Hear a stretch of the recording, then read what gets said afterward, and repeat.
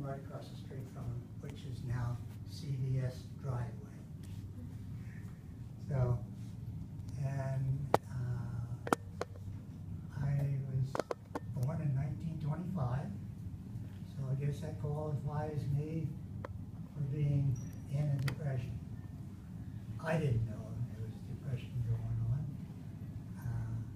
I was the only child, and where I lived, there were several families that had numerous children. One family, I think they had 12, another family had about 6. And we all played together, and everyone didn't pay much attention to the Depression. Depression didn't come until after Wall Street had their crash in 1929. So Depression came, I think, a couple of years after that. But as a kid, we used to play around the B&O Railroad. The yards was about 2-3 blocks away, south of us over Cedar Hill. And we used to go down there and get chased out quite a bit because it was a good place to get hurt. And private property, we weren't supposed to be there, but anyhow, we had a lot of fun.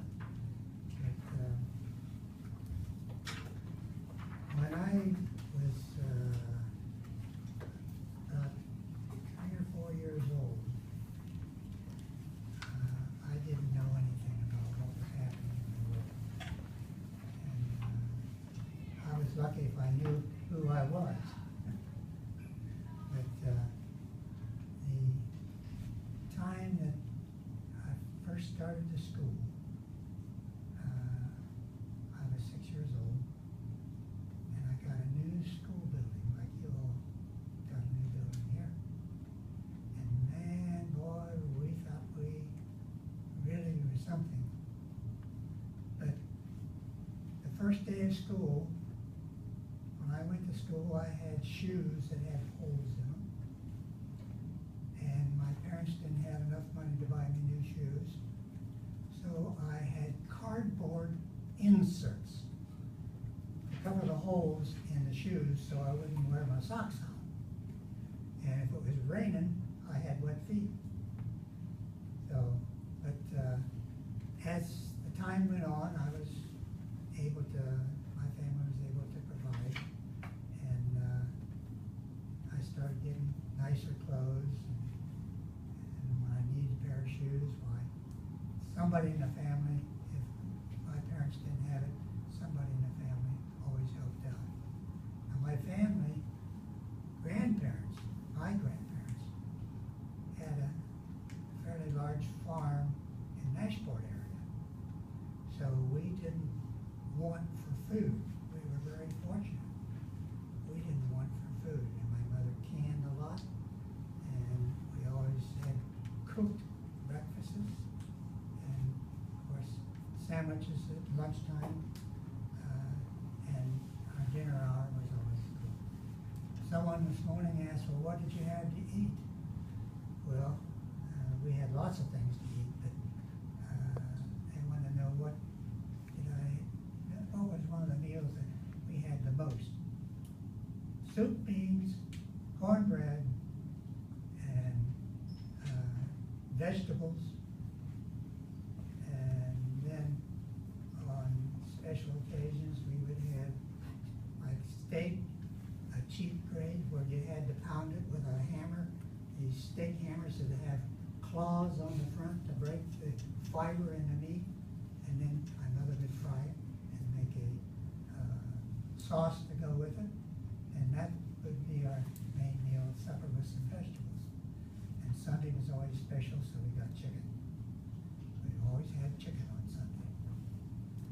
And let's see what else we used to do. Well, the boys, we used to get together. We had kind of a club that we would play a lot of games together, played a lot of baseball. And we built a little clubhouse out of some lumber out by the back of our barn, or the side of our barn that we had on our lot.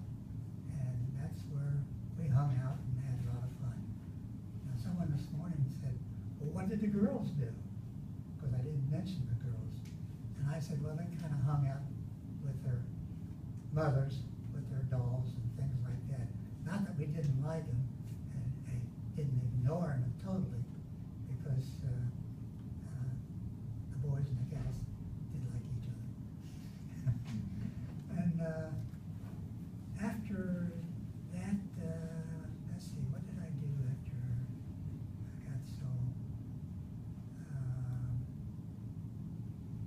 well, I used to go at camps in the summertime. I was able to do that, and I'd go about a week, and I was always ambitious and rambunctious. I was a go, go, go, go. And every time I'd go to camp, I'd get hurt. I was on the go. You know, when I should have been paying attention, I was trying to outrun it or doing something. So I had a broken collarbone and a banged up elbow. So, lots of fun, lots of fun. Let's see. In my first grade, they come in, had photographers come in, the school did, and took a group picture. Now your desks are not like portable like you have here. You had one row of desks, and they were all fastened together. Ink wells up in the corner, and a chair that was part of the desk. They'd have a row here, a row here, a row here, a row here, and everyone was put in their rows, and I was in the far row next to the window, about the third one from the front, and the boys had to hold their hands on the desk together like this, and the girls kind of held their hands together on the edge of the desk. And they took a picture, and when I got my picture, my first grade shirt had a tear just below the shoulder all the way down to the cuff. And there I am sitting there like a sore thumb. Everyone else was dressed, but I had that tear. And I was really embarrassed when I saw it. But I didn't think anything about it, because everyone didn't have good clothes like they have today.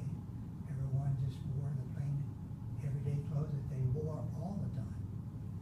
And so it made it a little embarrassing, but I got over it. And after that, let's see, I jotted down some notes here. Let's see. The price of food. What do you pay for a loaf of bread today? Anybody? What do you pay? Yeah. Like $1. How much? If there's one place where you have to pay $3. What do you pay, Tiaja? $1.68. Where do you buy it at? Walmart. Okay. Okay. When I was a kid, my dad used to give me a quarter to go to the grocery store, which was 3 doors away, get a loaf of bread and a quart of milk. What do you think they cost? Yeah, do you guys have any idea? Probably 5 cents for maybe somewhere there, 10. Maybe for a loaf of bread and 15 for the quart of milk. You got it. 10 cents, well, first time I remember ever going was 7 cents. But it raised shortly after that to 10 cents. And 15 cents for a quart of milk. So that was pretty reasonable. In today's world, that would have been cheap, cheap, cheap, cheap. So, and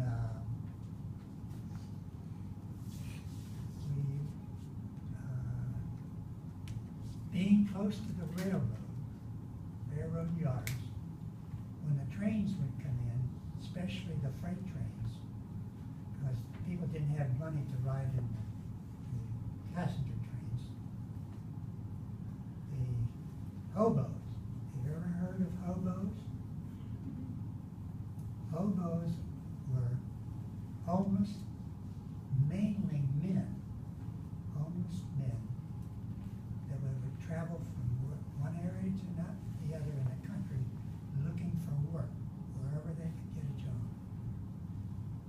when they got stopped or got put off a train, they would, especially in Newark, they would come up from Cedar Street to Railroad Yards, where they'd be put off, to East Main Street. We lived on East Main Street, 4 doors in Cedar Street. They would come up Cedar Street, make a right-hand turn, go 4 doors down the block, make a right-hand turn, go around the sidewalk to the back part of the house. You know why they would go to the back of the house? Have any idea why they didn't come to the front door? Because the kitchen's in the back of the house. And they would come around the kitchen, to the kitchen, knock on the door, and ask if ask my mother or my dad, whoever answered the door, do you have any work I can do for food? I'm willing to do whatever you have for a meal. And if mom or dad would say, no, I don't have anything right now for that, anything that needs to be done, well, do you have any extra food you might be able to spare? And mom always had a sandwich, sure. She'd tell them, sit down on the step in the back, the edge of the back porch, and she would bring out a sandwich and coffee or milk or whatever she would have for them to drink. And she would feed them. And they would thank her and just praise her that they were able to get something to eat because maybe they haven't eaten for a couple of days. And so they go around the house, out the front, East Main Street, back down and down Cedar Street, and they would tell whoever they met, if you're hungry, I can tell you where you can go get something to eat. This house is across the street from a big church, 4 doors from the corner of this street. You go up to the top of it, get on Main Street. So they marked the property, so the next guy coming might have something, find a place that he might have something to eat.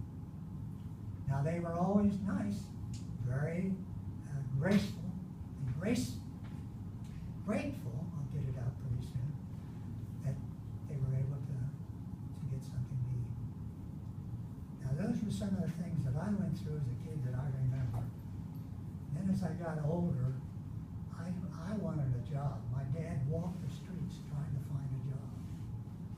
And finally, he kept going to the Holofene Company over on Oakwood and McKinley Avenue every morning about 7:30. He did that for weeks and weeks and weeks until he finally, the guy says, you've been coming here regularly, and we don't have a job for you. He said, my dad told me this later because I wasn't old enough to remember at that time. He said, you've been coming here regularly. I'm going to give you a job pushing a wheelbarrow. And we'll see where we go from there. So that's what my dad got a job pushing a wheelbarrow. And from then on, things started getting better because we started getting some money in the family. My mother had a knack with hair. She became a beautician. And my father was a musician, and he did dance work. He played with big bands, and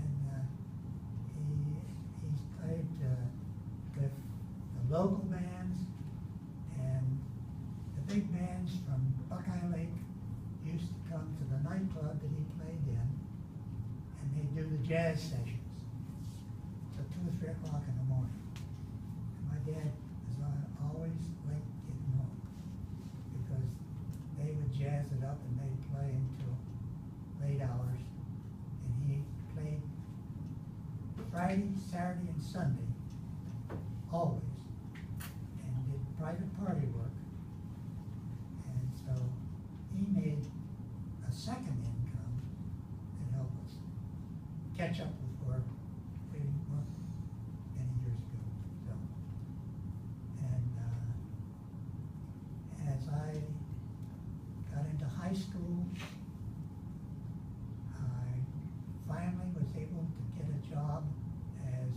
usher at the Midland Theater downtown. And I had that job during high school. In between my junior and senior year, I left high school and went to the Navy. I went to boot camp in the Navy up in Wisconsin, and they called me out of boot camp and sent me to Key West, Florida. Because of my music ability at that time, I was able to distinguish 1/4 of a tone. Kind of an unusual thing. And the government was having a lot of problems with sinking so many ships off of the East Coast going to Europe for anti-submarine warfare of the Germans. And they sent me to Fleet Sound School in Key West, Florida, because of that being able to distinguish that quarter tone. They took me from Fleet Sound School to a minesweeper, which was a small craft. Did minesweeping for bays and shores and where the water wasn't too deep. And then my second shift was a patrol craft. Well, I was a ping jockey on both of those ships. I don't know whether you know what a ping jockey is. Anybody happen to know what a ping jockey is? Well, just what it says, ping. A ping jockey is a guy that sits in front of a technical piece of equipment, sends out a ping from the ship. Ping! And as that goes through the water, when it hits something solid, it comes back with a ping back, if it's dead in the water. But if it's moving, it'll, depending on which way it's moving, if it's moving away from you, it's ping, ping. It takes longer for that ping to come back to me, so the tone changes. If it's coming towards me, ping, and you get ping, a higher pitch. So my job was to inform the skipper which way that object was moving and how long it was, what the depth was in the water, which was generally a submarine. And my job was anti-submarine warfare. And it was rather an important job because these subs were sinking so many cargo ships. And so we were chasing subs with the convoy. And my ship was one of the slow ships to be with the stragglers of a convoy. And so we had a little excitement, you know. So that was part of the Navy bit. And I come back to school and graduated. Took my senior year, and there were 6 of us that went in the service together. 2 of us out of the 6 graduated. 4 dropped out. Then I was married when I came back to school, so, and had a family. So it can be done. Now, I'm way off of what I came here to talk about, the Depression. During the time before I went into the service, I remember when we got our first radio, and the movies were coming on. That was back in the 20s. And I could walk down the street in the summertime. I had a friend that lived on the corner, and I'd go to his house, and we'd walk down, and it was about a block away from us. We'd go down and play baseball. And if you were walking down the street, most people had porches. And if they had a radio, you would hardly miss a broadcast.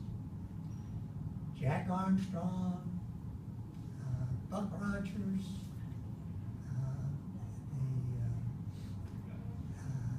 FDI, and just trying to think of some of the old programs we used to, Lowell Thomas News, and they used to have a musical program of the latest song hits, and you could walk down and you would hardly miss a beat.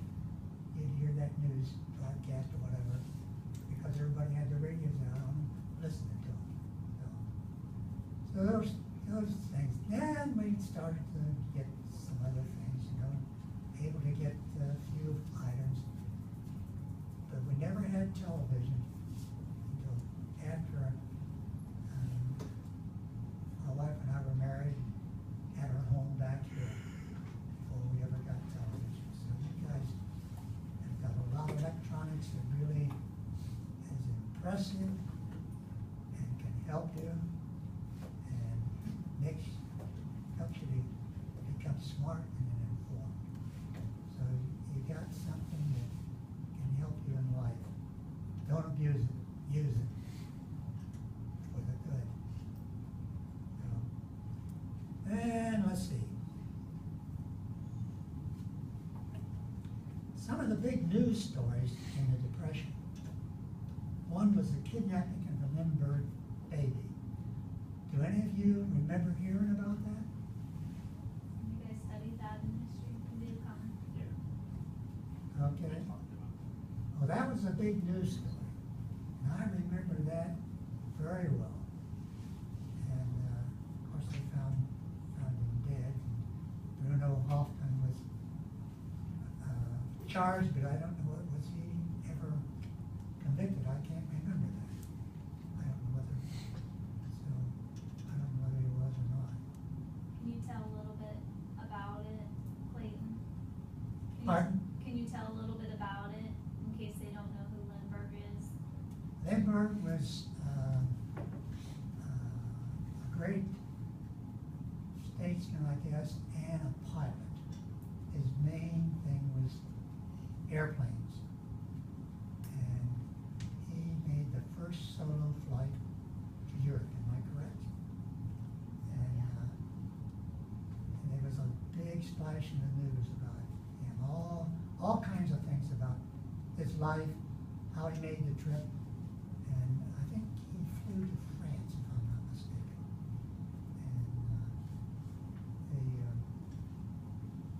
they made a big difference when he landed.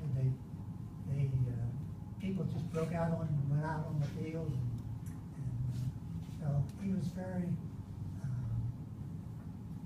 powerful in aviation, and he just had a lot to do in how America followed and used the aviation.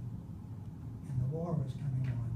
He was a big help in what he knew about aviation to help America. And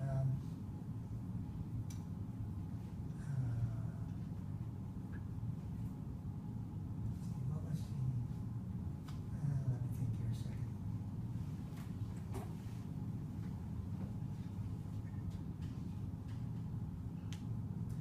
Oh, I didn't even know that there was a depression going on, really. I didn't pay that much attention to it. It wasn't until I got older that I realized what I had been through. But Herbert Hoover was president when the stock market had their crash, and FDR was the runner to replace Hoover.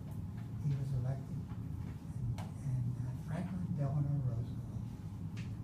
Now, he took the Depression by the horns, and he was a great influencer. He would talk to different people, and he was a great debater and a great person to influence their thinking. He came up with a new idea of what they could do to help break the Depression and get men back to work. And one of them was, we used it here in Newark very, very much so, was the 3C. Conservation, concerted conservation. What's the last one? I can't think of it. I know what you're talking about, but. What, Rebecca? Collection? I don't remember the acronym from history. 3 Cs. For the Well, news. the 3 Cs is what they went by. And Orange Hill is one of them. Mount Builders Park's another one. And they built schools. I'm not sure, but I think Conrad School had some of it, but I'm not positive on that. Where are you on? Speak up a little bit, Jordan. I was saying I went to Conrad Lowe's store. Conrad was over on Everett Avenue. But I'm not It's the positive one on you that. said. But they did so much good. Big deal. They got paid $1 a day. Can you imagine that? Hard day's work, shoveling stuff. Didn't have big machinery like we have today. It was all mainly handwork. But they did it for $1 a day. And first thing you know, the big companies started to feel the effect of, hey, the government's helping to put these people back to work. We need to get our employment started back to work, get our machines going so we can become a manufacturing facility again. And that seemed to be the break in the Depression. It wasn't something that happened overnight, quickly, but it was a real gradual thing. And when we got into the 40s, well, the late 30s was pretty good. And the arts in the country, which took in the theaters, the stages, the movies, the radio and all, they started to get talkies. And when the talkies came in, all these different studios started building and making motion pictures. And that's when I got the job, when the motion picture industry was really doing great in the early years. That's when I got my job at Midland Theater. How much did you get paid an hour, Clayton? Oh, I was on top of the world. I was making money, 25 cents an hour. 25 cents, but that bought quite a bit. Gas for a car back in those days, 24 cents a gallon. Can you imagine gasoline, 24 cents? That would be nice, right, guys? Yeah, right now it'd be good. 24 cents. If we weren't dead, I'd be drinking Yeah. right now. Do you wanna do questions now? Yeah, Okay. be glad to do questions. On your type ones, for those of you who were here on Friday, there were some of you that I circled different questions that you asked that I thought would be good questions to ask. Or for those of you who weren't here on Friday, if you have a question you'd like to respond to, have Mr. Priest answer, we have some time to do that. Who would like to start us off strong with a good question? I have to speak louder. These little ears got special equipment in, but it's still not the greatest. Like, during the Great Depression, like, what was it like with money being worthless? Money being worthless? Oh, money being worthless? What was it like knowing that your money was Yeah. worthless? Well, I didn't know that until, Wait later. yeah, way later. After I got out of school, then I realized money wasn't worth anything. But we were all in the same boat. Our neighborhood, some people were able to get a job. My dad told me that when he got married, he was a delivery boy for a grocery store. Well, that didn't last because first of all, he didn't make very much money. He was married, and a couple of years later, he had a family, and so he had to see about getting better job. Well, he quit his job, and the depression hit, and he didn't get a job. He was worse off than what he would have been. But he walked the streets, and he had his music. He rode the train from Newark to Columbus because his father was a conductor on the P&O Railroad. He rode the train from Newark to Columbus for a black man to give him a half an hour time to show him how to play the piano. And my dad built a practice piano that had no strings in it. It had all the action, and he wrote everything down. And he practiced that for hours and hours and hours. And at the time of his height of his career, he was well known as a pianist from North Ohio. And, but that may not have answered the question, what you thought I asked, but Oh, it's fine. How do you think that your kid's childhood compared to yours? How did your children's childhood compare to yours, Clayton? compared to now, or my kids. Your kids, how did their childhood compare to yours? Am I getting it right? Yeah. Okay. Okay. Well, our kids never had very much. Even though the depression was over and I had a job, I didn't make a lot of money, but I made enough money that it took care of everything. And we saved money. When we started out, we bought used furniture and some pieces given to us by some members of the family. And so Terry and Barry, and if I had to do over, I'd name one Mike and Pete, because invariably I'd call Terry, Barry would answer, and vice versa, and I'd always get them mixed up all the time anyhow. So, but anyhow, they were, my wife was very congenial, and she was raised as a Christian, and we never argued in front of the children. We had our differences, and when the kids were growing up, we never argued in front of them, we never hollered at them, we never screamed at them. My wife would talk to them, I would talk to them, just like I'm talking to you all here. And if they didn't listen, if I wanted them to do something, they didn't listen, I'd say, okay, I've talked to you enough. When I count 3, you know what you're gonna get. And by the time I get to 2, they move, because I never hit them, but I would give them a spot on the bottom to let them know that I meant business.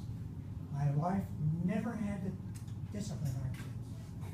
They really were good. Now, a lot of people think, oh yeah, sure.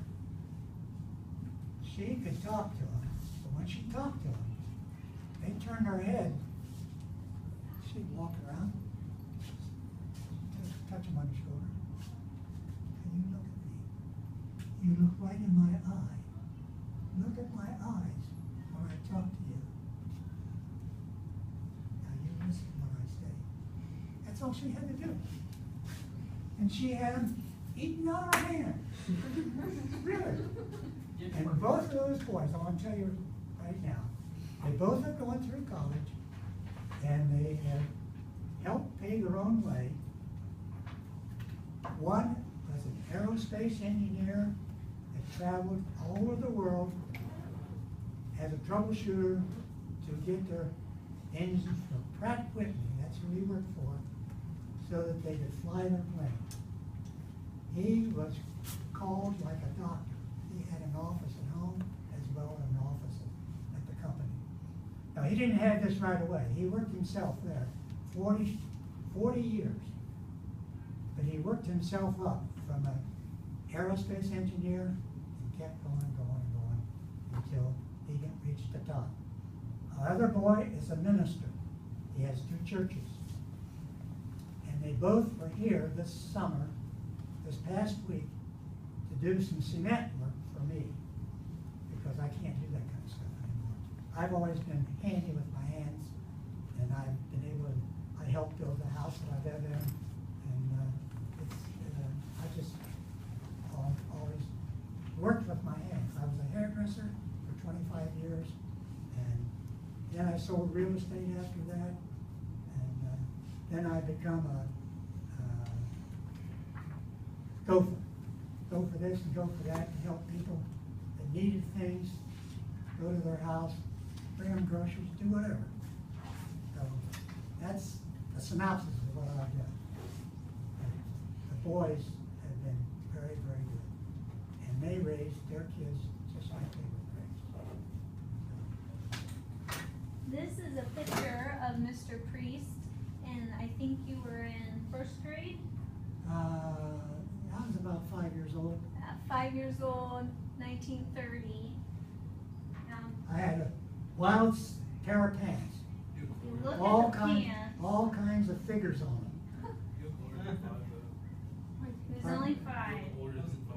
I looked older than 5, that's because I was all dressed up and had a hat. Plus you were outside a lot. Right. Yeah. And then, That's when I wore a uniform, my first uniform. I was an usher at the theater, remember? he's, oh, 1941. Cocktail.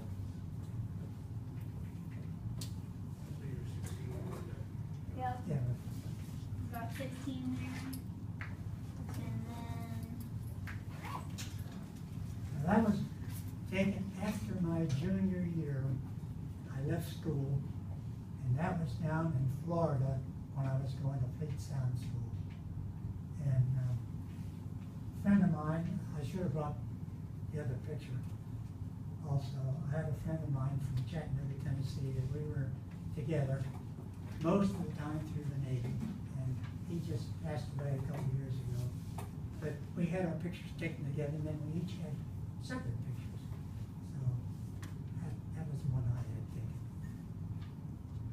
But, he was a cook, and he was a good friend of mine, because when I had gangway duty, and most of the time at night, he would give me the keys, and I'd be able to go down and get something out, and we'd have a midnight snack. And, when I was doing gangway watch in the evening. Now this is my boss. Well, really, she's my second boss. My first boss is the Lord Jesus Christ. I don't know whether I'm allowed to say that in school or not, but I'm a firm believer in God and what God can do for me. God protected me all the times. don't pack that up I've yet. had some close calls in my life. So, anyhow, that's Marion. She's from New Orleans. I met her at a USO church dance when I was in the service. And we got married, had a church wedding.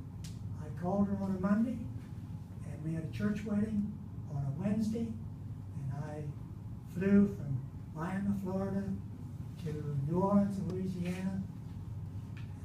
When I got my ship came in, and I was taking a train to get to New Orleans, and the USO told me, well, why don't you go out to the naval station out here at the Air Force? There's an Air Force out there, and she said, maybe you can get a ride to there, because planes go from there to Ohio quite often. And I went out that morning, caught a plane going to Dayton, Ohio, that flew across the Gulf to New Orleans, and I got off there. That was on Monday, the day I got in. And when she received the telegram, Oh, wait. Finish your story. Take it okay, away. when she got the telegram, I was getting off a streetcar, walking down her street, and I got there when the telegram came. So, and we were married on a Wednesday, 2 days later. Thank you, Mr. Priest, for coming in. I appreciate you all. You have a blessed week.